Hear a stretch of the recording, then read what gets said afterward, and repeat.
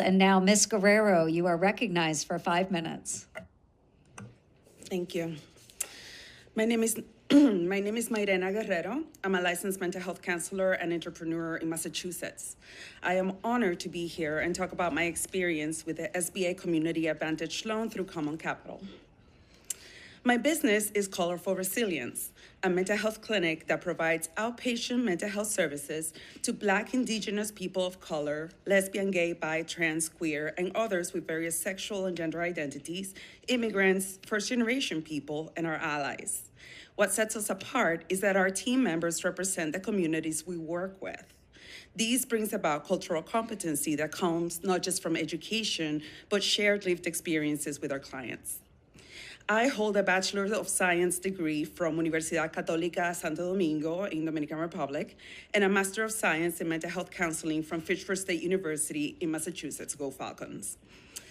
After graduate school, I worked in community mental health for 3 years, providing outpatient services. After completing the necessary hours and passing the licensing exam, I obtained my license to practice mental health counseling independently in Massachusetts.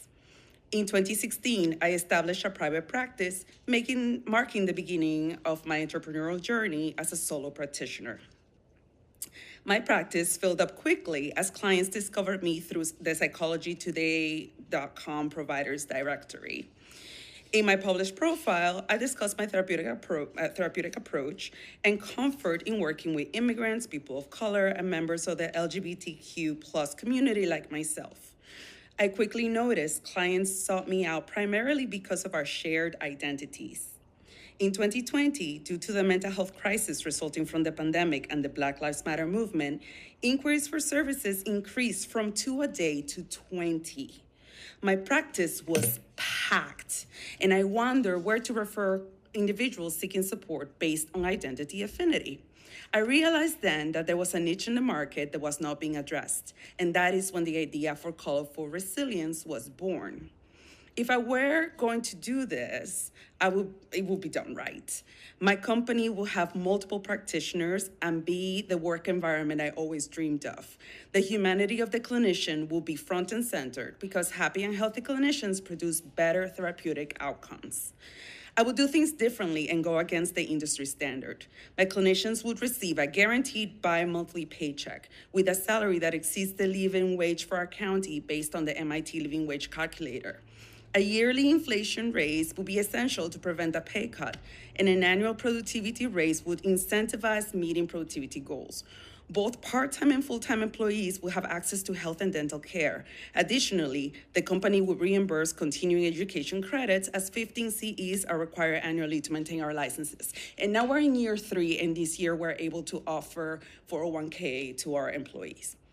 Burnout is a significant issue in the mental health field, leading to frequent turnover and a mass exodus from the profession. I recognize that establishing reasonable and sustainable productivity expectations is crucial. Furthermore, supporting and encouraging clinicians to attain their private practices is essential for maximizing their earnings and increasing representation from these communities in the field. In other words, my team members were not leaving Colorful Resilience because we were a lousy employer, but because they were ready to self-actualize professionally. So the idea was there, and it was a good one. But I needed capital, so I went to talk to my community bank of 15 years. I sat down with a person from commercial lending, business plan in hand. He listened to me and told me it was an excellent idea, but that they didn't fund startups. For them to lend me the $300K I needed to start my business, I would need to have assets that amounted to that much, which I didn't. It was the bank who told me about Common Capital. I went to Common Capital's website and filled out a simple form.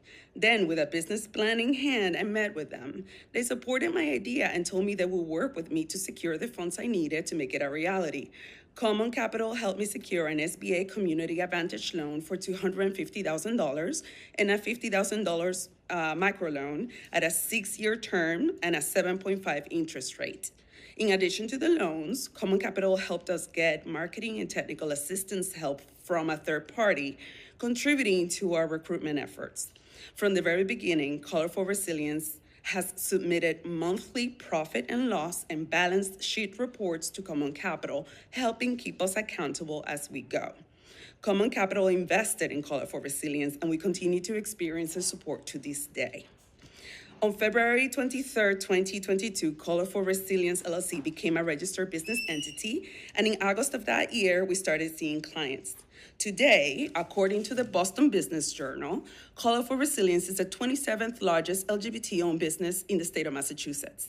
We're a profitable company, currently employing 15 people and on track to hire 3 more full-time clinicians this year. We have about 550 active clients and 3,000 people have had access to care because we exist. Outpatient mental health is primary care.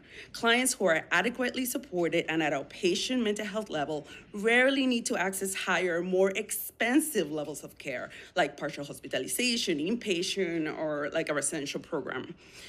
We keep the cost of mental health care down. We don't depend on government grants to function, and we pay taxes. Businesses like Color for Resilience keep the American economy going in the right direction. The SBA Community Advantage Loan changed my life and the lives of many others. I am grateful that this program exists and was lucky to have access to it. Please continue to support organizations like Common Capital so that they can make businesses like mine possible. Thank you. Thank you, Ms. Guerrero, and thank you for your work in brain health. We really do appreciate that as well.